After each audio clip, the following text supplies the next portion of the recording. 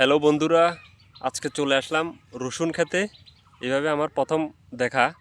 তো বর্ধুপুর রোদের ভিতরে যাওয়ার পথে দেখলাম যে এখানে একটা বড় দাদা রসুন খেতে কাজ করতেছে।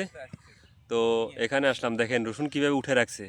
এগুলো নাকি প্রথমে এভাবে মাটির নিচ থেকে উপরে উঠাই, এভাবে জমিনের ভিতরে 2-3 দিন ফেলে রাখে, তারপর একটু শুকানোর পরে তারপর ঘরে নিয়ে যায়। ঘরে নিয়ে যাওয়ার পরে তারপর এগুলাকে বেঁধে বেঁধে তারপর আবার রেখে দেয় অনেক দিন।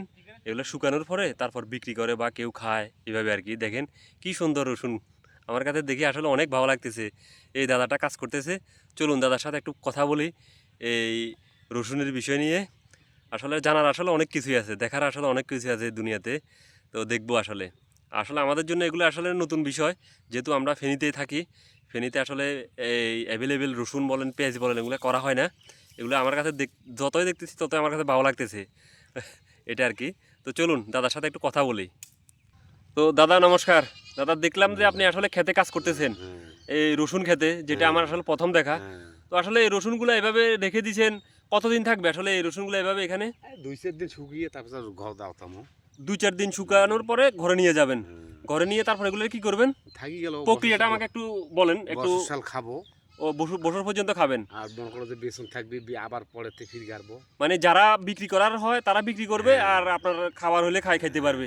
এগুলা কি আসলে রাখার প্রসেসটা কি এভাবেই গাছ সহকারে রেখে দেওয়া হয়? গাছ সহকারে টাঙ্গি তুলে ভালো থাকে, বর্ষাল খাওয়া যায়, বেসন ভালো থাকে। আর যদি গাছ থেকে আলাদা করে দেওয়া হয় তাহলে এখানে বেশি দিন থাকবে না? কাডিও থোয়া যায়, অসুবিধা নেই। ছাদে থোয়া নাকি। বুঝছি। তার মানে ওই প্রসেসটা হচ্ছে যে এখানে মানে শুকাই সংরক্ষণ করতে হবে, না হলে বেশি দিন থাকবে না। যেমন ধান কাটি শুকিয়ে ভুঁই ডাঙ্গে তারপর নিয়ে মাছায় তোলে। আচ্ছা। এইরকম এটা শুকিয়ে মনে করো যে আপনি আর এই কি কি কাজ মানে কি ফসল উৎপাদন করেন আপনি? আর এই যে আমাদের অশাশায় বেশি আমাদের পটল, আলু, বাইগন, বেগুন, আদা, তারপর ধরো হলদি, এই সমস্ত আমাদের ডাঙ্গা মাটি না, আমাদের এইলাই আবার বেশি। আচ্ছা, আপনি ধান বা অন্যান্য কোনো কিছু করেন না? করি। আচ্ছা, আপনার কি মেন কাজটাই হচ্ছে কি এই কৃষিকাজ? কৃষিকাজ তো মানে কৃষিকাজ করে জীবিকা নির্বাহ করেন। আপনার ছেলে মেয়ে কয়জন দাদা? ছেলে 2টা, মেয়ে 1টা। ও, 2টা ছেলে 1টা মেয়ে। মেয়ে বিয়ে দিয়েছেন? মেয়েটার বিয়ে দিছি। আর ছেলেগুলো কি করে? ছেলে ওই ভাড়ার কাজ করে, ভাড়ার মিস্ত্রি কামে জায়গি করে। আচ্ছা, মানে সবাই মোটামুটি এই ধরনের কাজের সাথে সবাই জড়িত।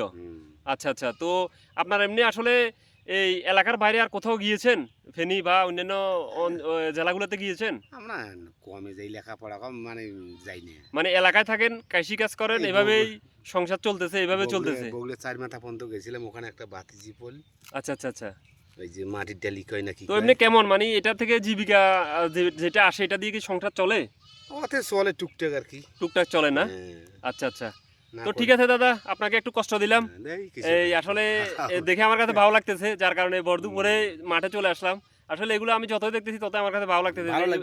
গ্রামে কত এভাবে আগে আর কখনো দেখি নাই, তো এজন্য। কলা টলা কত আবাদ সুবিধা দশাশা।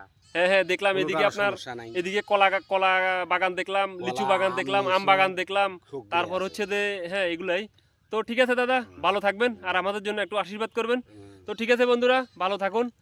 আর নতুন আরও অনেক কিছুই দেখাবো, সে পর্যন্ত আমাদের সাথে থাকুন। আর আমাদের জন্য একটু দোয়া এবং আশীর্বাদ করবেন। ভালো থাকুন, সুস্থ থাকুন। ওকে, বাই।